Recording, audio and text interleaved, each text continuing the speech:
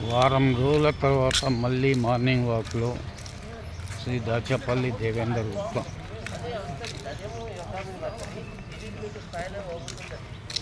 ఇప్పుడు మనకు wedding card season start అయినందువల్ల నైటు 11 hours అవుతుంది ఇంటికి రావడానికి. మార్నింగ్ కూడా 10కి వెళ్ళిపోవడం జరుగుతుంది.